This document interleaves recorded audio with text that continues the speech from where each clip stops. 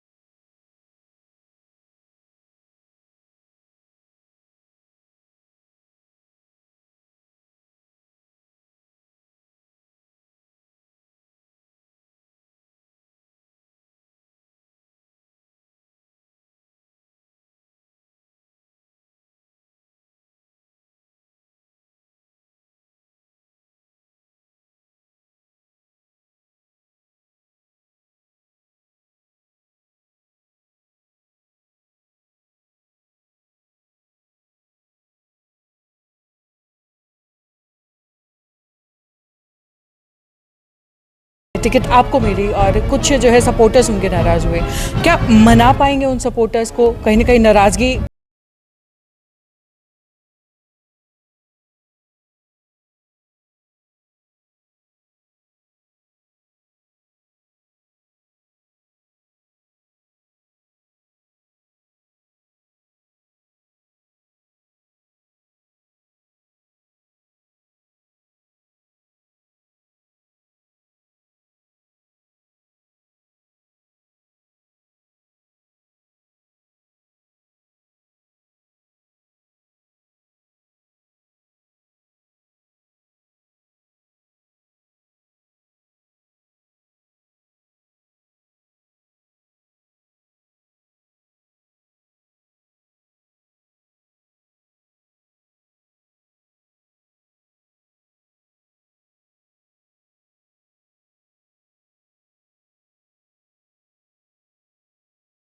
मैं हूं अंकिता सिंह और स्वागत करती हूं आपका हमारी खास पेशकश दंगल 2024, जहां हम आपको दिखाएंगे सियासी गलियारों के हाल और आपको मिलवाएंगे चुनावी रण के योद्धाओं से, यानी कि प्रत्याशियों से। और आज के हमारे इस खास एपिसोड में हमारा साथ दे रहे हैं भारत पोस्ट से सुरेंद्र नैन जी। जी बिल्कुल, दंगल 2024 के खास कार्यक्रम में आप सभी दर्शकों का स्वागत है। और आज के हमारे खास मेहमान हैं चौधरी देवीलाल के बेटे और हिसार लोकसभा से बीजेपी के प्रत्याशी, और फिर मैं यूँ कहूँ कि हरियाणा के अगर वरिष्ठतम नेताओं की बात की जाए तो अगर टॉप 5 के बड़े नेता उम्र के लिहाज से भी और राजनीतिक कद के हिसाब से भी, तो उन टॉप 5 में चौधरी साहब का नाम आता है। तो चौधरी सिंह, आपका पहले बहुत बहुत स्वागत है। बहुत धन्यवाद, स्वागत, धन्यवाद जी। सर, पहला सवाल, क्योंकि पिछले कुछ दिनों से जो भी अफवाहें या जो भी चीज़ें चली उनका कहीं न कहीं खुद मुख्यमंत्री ने भी जवाब दिया, पूर्व मुख्यमंत्री ने भी जवाब दिया और संगठन मंत्री ने भी कहा कि ऐसा कुछ नहीं है, हम कोई कहीं की टिकट नहीं बदल रहे, वो सारी की सारी चीज़ें क्लियर हो गई है। लेकिन उसके बाद मेरा सवाल, क्योंकि जहाँ तक मेरा ख्याल आपने 1998 में यहाँ पर चुनाव लड़ा था लोकसभा का, फिर से करीब 24-25 सालों बाद यानी कि आप चुनाव लड़ने जा रहे हैं, तो वो पुराना का पुराना सारा का सारा नेटवर्क, वो सारे के सारे लोग, आखिर अभी आप दिल्ली संसद को कितनी दूर मानते हैं? देखिए, जैसा वातावरण बना है और जैसा पिछले 10 साल का रिकॉर्ड रहा है और जो सेंट्रल गवर्नमेंट का, स्टेट गवर्नमेंट का जो कार्य प्रणाली रही है, उसका मैं भी एक पार्ट रहा हूँ जी। मैं बिल्कुल ये मानता हूँ कि एक तरफा इलेक्शन है। हालांकि चुनाव तो चुनाव होता है, मेहनत करनी पड़ती है। हम भी अपने वर्कर से ये कहते हैं, लगे रहो, एक एक वोट को जोड़ो। पर मोदी साहब का कोई दूसरा पर्यायवाची है ही नहीं, एक तरफा इलेक्शन होगा। जैसे पहले हरियाणा में हुआ कि 10 की 10 आई, पिछले में भी आई, इसमें भी आई, पूरा उत्तर प्रदेश उनके साथ, बिहार उनके साथ, हर जगह हम चुनाव में बढ़ते गए जी। वही अब के चुनाव में होगा कि एक तरफा इलेक्शन होगा। बीजेपी स्वीप करेगी, कांग्रेस कहीं है ही नहीं। तो सर वहीं अगर बात करें, क्योंकि बीजेपी ने बहुत लंबे समय पहले ही सारे के सारे कैंडिडेट की घोषणा कर दी थी 2 तरीके से, लेकिन कांग्रेस की हम बात करें, बड़ी पार्टी है, या फिर इनेलो की, जेजेपी की, तो कहीं ना कहीं अब तक जिस तरीके से उनके कैंडिडेट जो हैं वो जारी नहीं किए गए, और इस तरीके की बात यहाँ आ रही है कि बड़े नेताओं की बात करें, वो कहीं ना कहीं चुनाव लड़ने से बच रहे हैं, मना कर रहे हैं, ना नुकर कर रहे हैं, या फिर जिस तरीके की बयानबाजी आ रही है बड़े नेताओं की, कैसे देखते हैं आप? देखिए, पार्टी 2 ही है, जब फाइट होगी मैं नहीं मानता कोई तीसरी चौथी पार्टी बीच में है। एक तरफ बीजेपी है, दूसरी तरफ कांग्रेस और आम आदमी पार्टी की अलायंस है। आम आदमी पार्टी नहीं थी, पर कांग्रेस के साथ अलायंस हो गई, तो एक सामने कांग्रेस एपी अलायंस हो गई। इस वक्त ये हालात है कि पिछले चुनाव परिणाम देख के, विधानसभा के बराबर 10 साल के चुनाव परिणाम देख के, यहाँ की स्थिति वही होगी जो वेस्ट बंगाल, बिहार, उत्तर प्रदेश और गुजरात में, उड़ीसा में और इसमें तमिलनाडु में है कि वहाँ 1977 के बाद अब तक पिछले 47 साल में कहीं कांग्रेस दोबारा आई नहीं। जहाँ 10 साल चलेगी दोबारा नहीं आती।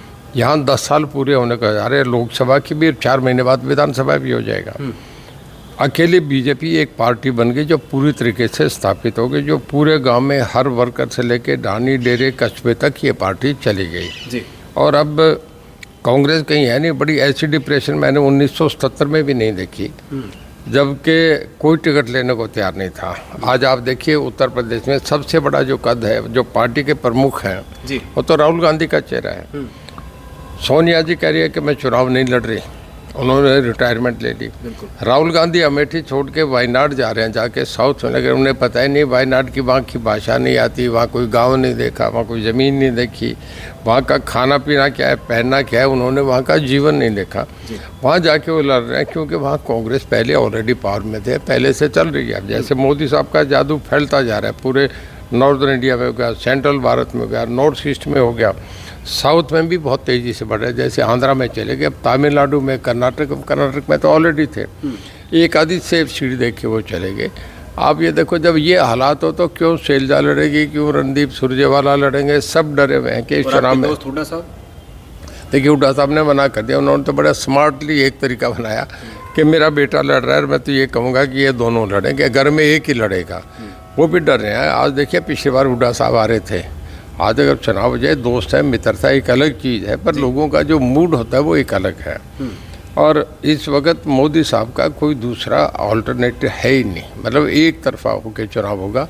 लोग देश का मजबूत नेतृत्व है, वर्ल्ड की 5 जो इकॉनमी है उनमें एक हो गए, वर्ल्ड के जो 4 मिलिट्री बेस सबसे बड़े पावरफुल है उसमें से इंडिया एक हो गया।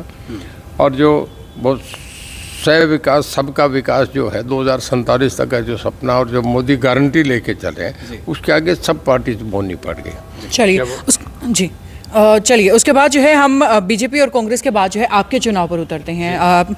देखिए, नो डाउट मंत्री के तौर पर जो है आप अलग अलग हलकों में घूमते रहे और तमाम जो है प्रेस के साथियों से भी आप मिलते रहे और हर महीने आपकी प्रेस कॉन्फ्रेंस रहती थी। लेकिन एज अ प्रत्याशी कैंडिडेट के तौर पर जो है आप काफ़ी समय के बाद इन 9 हलकों के अंदर जा रहे हैं, तो लोगों का रुझान आपके प्रति आपको कैसा देखने को मिलता है? हमारे यहाँ अभी तक है, मतलब 3 रैली हो गई। एक हमारी हाँसी में थी, दूसरी हमारी जो थी वो उसके बाद हिसार में तो पहली थी, हिसार में होगी, हाँसी में होगी, उसके बाद हमारी एक भवानी खेड़ा में होगी, और एक हमारी इधर होगी थी उचाना विधानसभा में।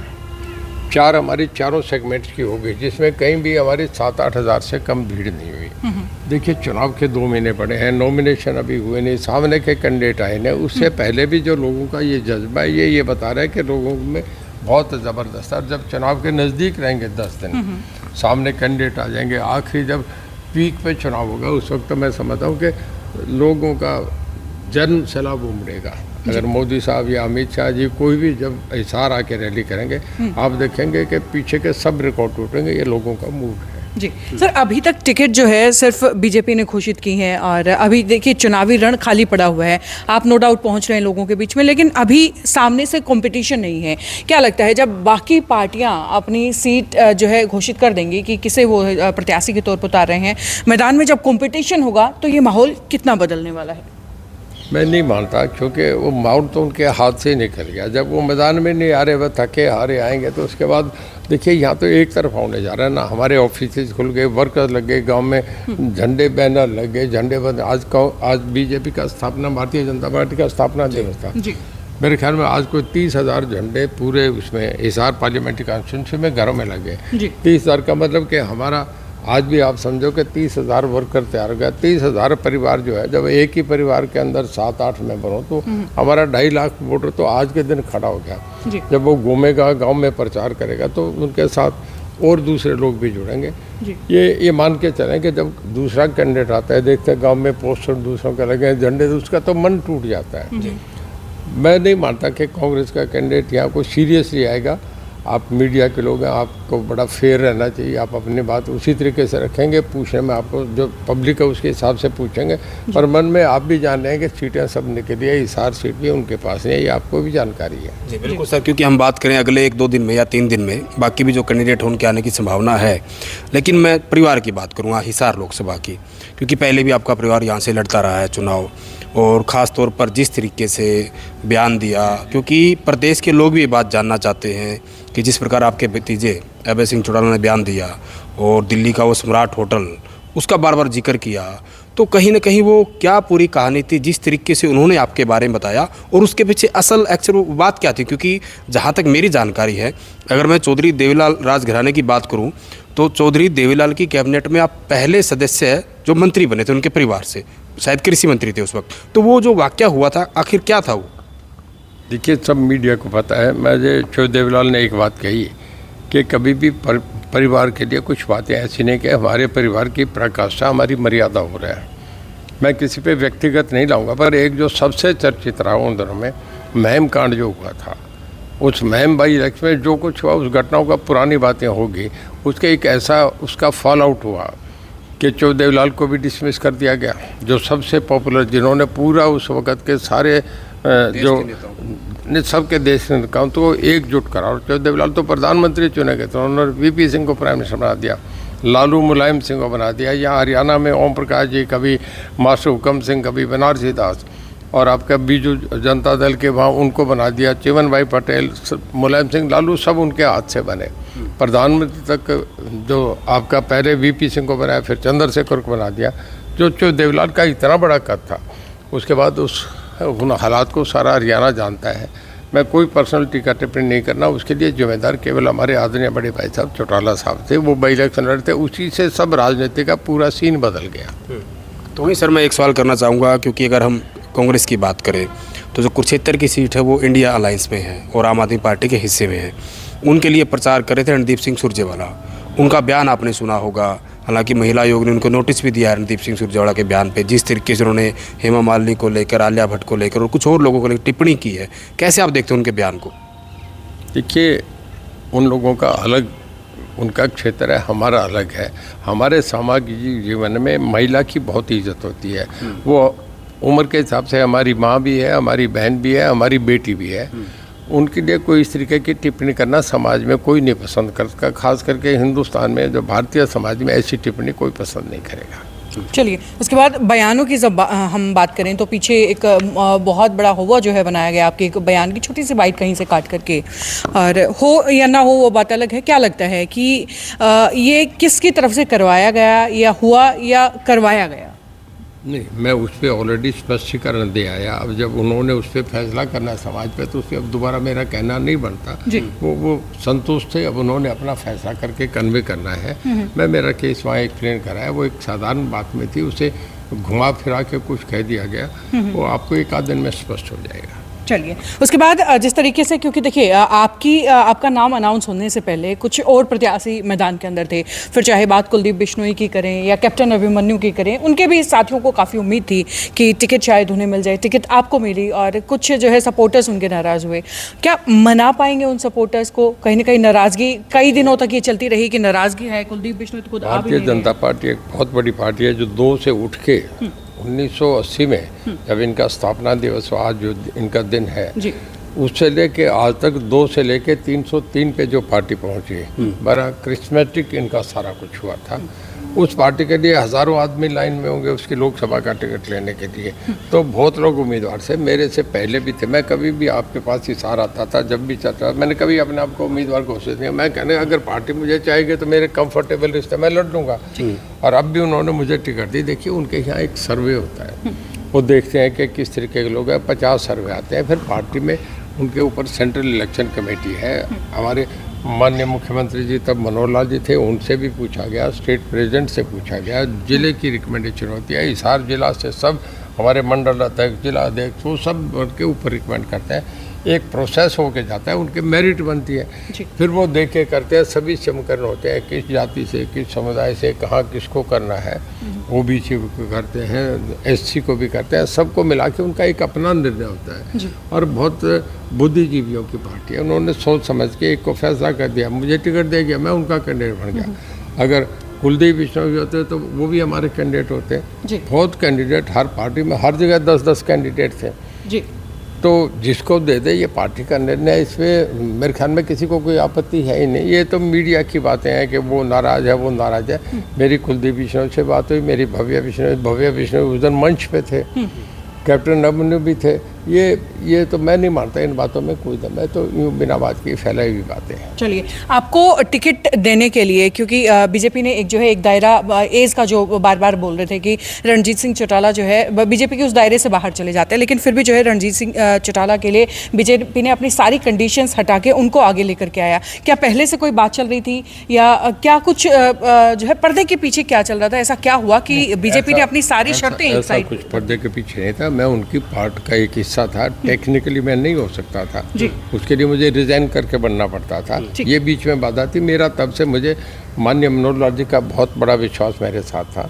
मैं पार्टी में नहीं था तब भी मेरे, जब हमारे सबसे जो सीनियर नेता हैं आदरणीय माननीय अमित शाह जी, जब वो सिरसा रैली में बड़ी ज़बरदस्त भीड़ थी, उस भीड़ के बाद मेरे घर 40 मिनट लगा के गए, चाय पी के गए, मेरे घर आए।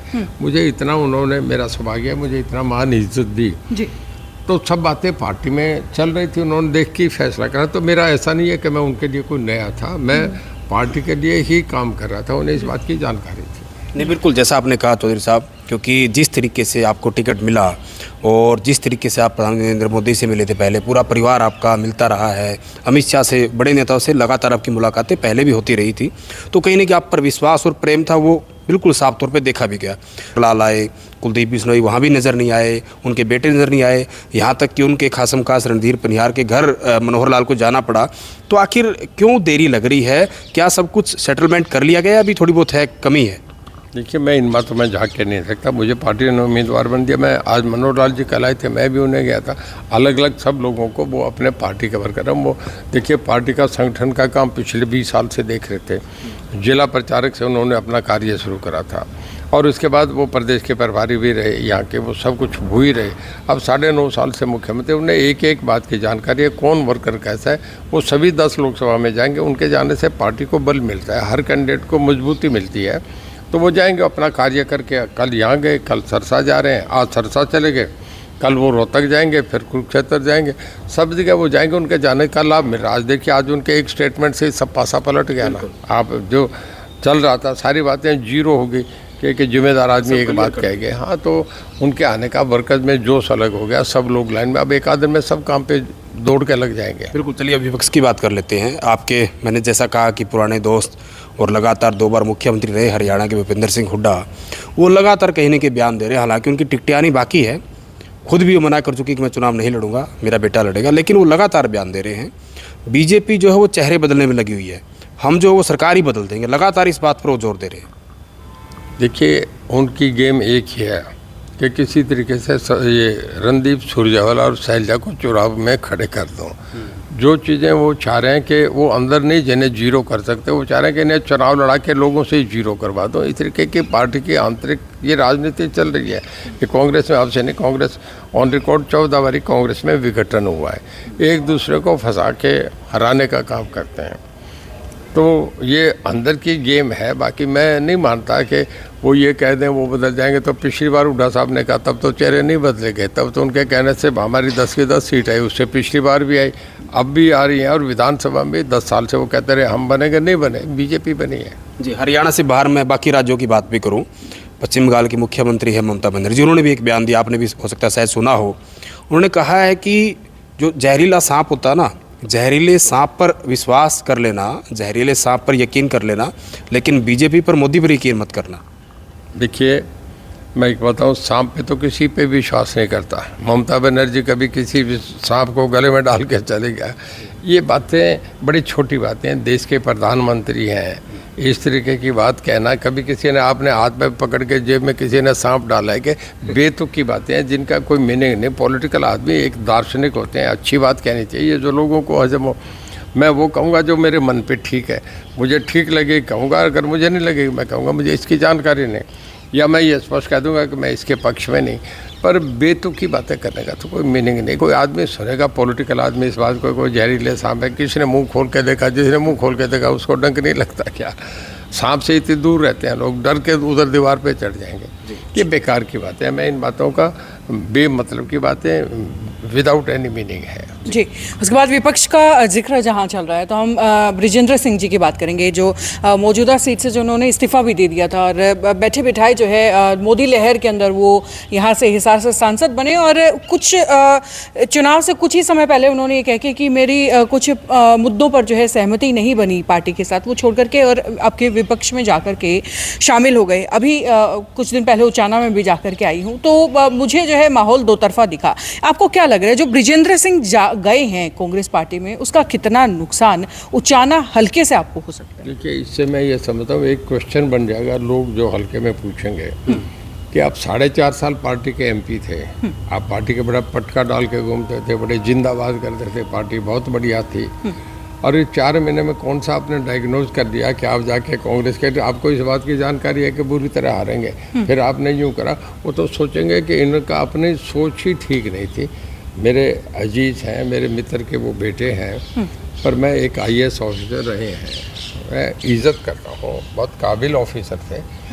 पर ये जो उनका एक फैसला ऐसा था कि जिसमें 4.5 साल लोगों में रहे नहीं, फिर जाके पार्टी बदल के कैंडिडेट लेके आ जाए, फिर ऐसी पार्टी का कैंडिडेट जिसका कोई आधार नहीं, जिसका कोई बेस नहीं, जिसके नाम के कहीं वोट नहीं। अगर कोई आदमी इन बातों को भी नहीं जाना, आप हिसार में किसी से जाके पूछ रहे हैं, रिक्शे वाले से पूछ रहे हैं, रेडी वाले से पूछ रहे हैं, छोटे दुकानदार से पूछ रहे हैं, किसी बस से उतरती सवारी को पूछ रहे हैं, रेलवे स्टेशन में हर किसी से पूछ लो कि कौन आएगा कि बीजेपी जीतेगी। जब ये है तो इसमें ये फैसला लेना, इसका कोई ग्राउंड तो है नहीं, ये नासमझी का फैसला है। आदमी इमीडिएट कोई रिएक्शन करके ऐसे फैसले लेता है। चलिए, उसके बाद मुद्दों की बात करते हैं। देखिए, नो डाउट पार्टी की तरफ से तो जो वायदे रहेंगे वो अलग हैं, लेकिन रणजीत सिंह चौटाला का क्या विज़न है हिसार सांसद के तौर पर? देखिए, मैं जब मिनिस्टर रहा तो एज पावर मिनिस्टर मैंने बहुत अच्छा परफॉर्म करा जी। मेरा जो पार्टी में बेस बना, जो पार्टी में आगे बढ़ने का काम रहा, उसमें एक ही बात थी कि एक तो मेरी अकाउंटेबिलिटी और क्रेडिबिलिटी थी। नंबर 2, मैं आज के ज़माने में युधिष्ठिर तो नहीं कह सकता, कोई होता ही नहीं, पर मेरी एक लोगों में, पब्लिक में और पार्टी में भी है कि क्लीन इमेज का आदमी है, एक स्वच्छ छवि है जी।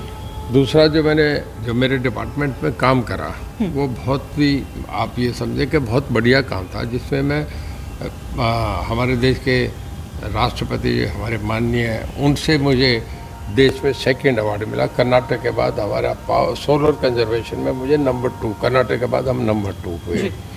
और हमारे ये आप समझिए कि मैं बाकी बातें तो बहुत हो जाएंगी जी। जापान जो इंडस्ट्री में बहुत आगे हैं, जिनकी 1280 यूनिट इंडिया में लगी है, ठीक है, उसकी 28% अकेली केवल हरियाणा में, आप ये समझिए कि 400 ज़्यादा 1200 में से यूनिट केवल हरियाणा में लगी है। तो आप ये समझिए कि मैंने डिपार्टमेंट वाइज बहुत, मारुति के 2 प्रोजेक्ट, 2nd प्रोजेक्ट भी अभी खरखोदा में आ रहे हैं, जो सबसे बड़ी कार मैन्युफैक्चरिंग की कंपनी है।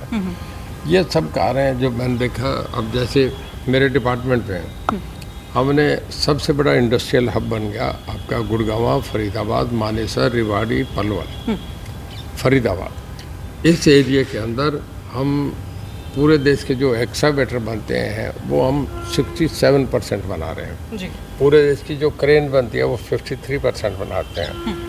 पूरे देश की जो कारें बनती है उसका हरियाणा अकेला 51% बना रहा है। जी पूरे देश के जो मोटरसाइकिल बनते हैं वो 60% अकेला हरियाणा बना रहा है। जब भी कोई बड़ी इंडस्ट्रियल हाउस आएगा, चाहे वो अंबानी है, अडानी है या आपका मित्तल है, राइजा है, कोई भी जब कभी आएगा तो सबसे पहले देखेगा कि पावर की पोजीशन क्या है, उसके बाद आता है। तो मेरा जो ट्रैक रिकॉर्ड था, मेरा लोगों से मिलने का था, जो पब्लिक में भी जो जनाधार था, उस बात को देख के इन्होंने देखा। चौदेवलाल फैमिली का भी मुझे एक एडवांटेज मिलता है। जी ये बात देखे, चौदेवलाल के बीजेपी के बहुत पुराने रिश्ते थे। सबसे पहले आपके वाजपेयी जी के टाइम विजय राजे सिंधिया जो राजमाता थी उनके समय से, और गोविंदाचार्य जी के वक़्त से, वाजपेयी अडवाणी जी के वक़्त से चौदेवलाल के बहुत करीबी उनसे रिश्ते रहे हैं। तो ये देखिए कि एक परिवार उनके साथ सदा से जुड़ा रहा था। तो मैंने भी देखा, जब भी चौदेवलाल मुख्यमंत्री बने, 2 बार बने, एक बार ओम प्रकाश जी बने और उसके बाद एक बार बंसीलाल बने कांग्रेस से बाहर निकल के। जब ये बने तो भारतीय जनता पार्टी के समर्थन से बने। जी। तो एक भारतीय जनता पार्टी से सदा से आज देश में एक पार्टी पूरे देश की सबसे बड़ी पार्टी बन गई। तो हर पार्टी इसमें मर्ज होती गई, जो भी रीजनल पार्टी थी सब खत्म होके, बहुत कभी इनैलो ऐसी पार्टी थी कि 70 सीटें अकेले हाउस में अकेली लेके आती थी। आज उस पार्टी के पास, मैं समझता हूँ, इसमें लोकसभा में कोई सीट ही नहीं है। जी जब ऐसे हालात बन जाए, देश में एक पार्टी बन गई, मैं नहीं, देश के 145 करोड़ में आप ये समझिए कि 50% से भी ज़्यादा लोग इस पार्टी के साथ खड़े हो गए। तो नेता जब कोई आगे बढ़ता है तो उसके साथ देश नहीं, सब इलाका, गांव उसके नेतृत्व में उसे जननायक मान के पीछे चल पड़ता है। तो मैं भी देश के लिए सोच रहा हूँ। जी बिल्कुल सर, आपने तमाम मुद्दे बताए और केंद्र सरकार की वो सारी की सारी बातें बताई कि प्रधानमंत्री नरेंद्र मोदी ने, बीजेपी की सरकार ने क्या कुछ किया। और अगर मैं हरियाणा के लिहाज से देखूं तो एज ए बिजली मंत्री जो आपने सारे काम करवाए वो आपने बताया। वहीं मैं लेके जाना चाहूँगा आपको कुरुक्षेत्र में, कि जिस तरीके से, क्योंकि कुरुक्षेत्र वो पूरी की पूरी भूमि महाभारत की, कि भी हाल ही में राजकुमार सैनी, जिनका नाम जो है सब लोग जानते हैं अच्छे से, और जिस तरीके से अगर हम थोड़ा पहले चले जाएं तो 35 और 1 की बात करने वाले, जो जिस तरीके से प्रदेश का सामाजिक जो भाईचारा है, ताना बाना, वो बिगड़ा, काफ़ी नुकसान हुआ, वो जिस तरीके से दिल्ली जाते हैं और राहुल गांधी के साथ बैठकर प्रेस कॉन्फ्रेंस करते हैं और इस तरीके की बात कही जाती है कि जो इंडिया अलायंस के जो उम्मीदवार हैं सुशील गुप्ता, उनको समर्थन दे रहे। तो उनके समर्थन के आने से वो कह रहे कि जिस तरीके से पहले जो सामाजिक ताना बाना बिगाड़ा, आज उनका साथ सीधे सीधा कांग्रेस को, हुड्डा को, इसको लेके बहुत सारे सवाल खड़े हो रहे हैं। आप कैसे देखते हैं? देखिए, जो सैनी साहब थे, MP रहे हैं राजकुमार सैनी, पर उन्होंने उनकी बहुत बोलने से, बड़बोलेपन से उन्हें बीजेपी ने भी अपने से दूर कर दिया। और कांग्रेस में भी अभी ये है कि वो चले गए, किसके साथ गए, क्यों गए, पर कांग्रेस में 90% लोग भी ये कहते हैं कि उनसे बच के रहो। तो कई बार कुछ आदमी ऐसे होते हैं जो कहीं चले जाते हैं तो पार्टी का नुकसान होता है। रियलाइज़ कांग्रेस भी कर रही है। और सैनी साहब कहीं थे नहीं, अब जब ऐसे चुनाव का मामला आता है तो देख के कहीं एंट्री करके दोबारा अपने आप के रिवाइवल के लिए प्रयास कर रहे हैं। मेरा नहीं मानना उनका जाने से कोई कांग्रेस को लाभ होगा, कहीं किसी को नुकसान होगा। वो कहीं असेंबली लेवल के भी नेता नहीं है।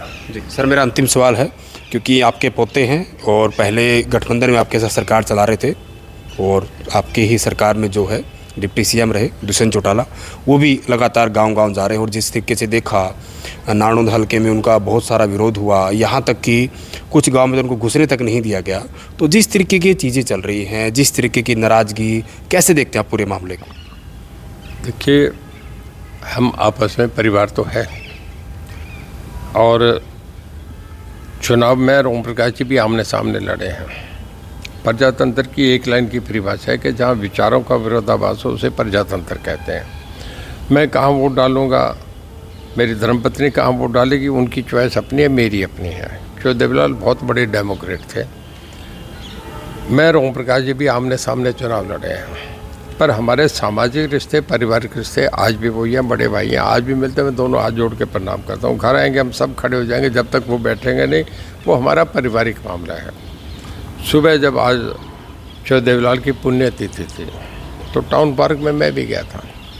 मैं जब वहाँ होके वापस आ रहा था, मेरी धर्मपत्नी भी मेरे साथ थी, तो दुष्यंत सामने से आ रहा था, हमारा पोता है, उसने मुझे भी पैरों के हाथ लगाए, मेरी पत्नी को भी, यार हमने आशीर्वाद दिया। वो हमारा पारिवारिक मामला है, पर राजनीति में अगर लड़े तो बच्चों का अपना है, वो जो चाहें वो करें। मैं किन्होंने रास्ता रोका देखा, मैंने ना देखा, ना मैं इस पर कुछ कहूँगा। ये राजनीतिक जीवन में सब कुछ ये होते रहते हैं, जिंदाबाद मुर्दाबाद, कई कह के भी कराए जाते हैं, कई जगह होते भी हैं। मैं उनके लिए कुछ नहीं कहूँगा, मैं खाली ये कहूँगा कि राजनीति में जो जहाँ लड़ना चाहिए उसका अपना अधिकार है, प्रजातांत्रिक अधिकार है, पर हमारे पारिवारिक रिश्ते एक रहेंगे। देवीलाल मुझे एक बात कहते थे कि बेटे कुछ भी करो, कहीं लड़ो, चुनाव लड़ो, मैं भी लड़ता रहा हूँ और चैलेंज को भी एक्सेप्ट करो, ये भी सबसे बढ़िया आपका काम है।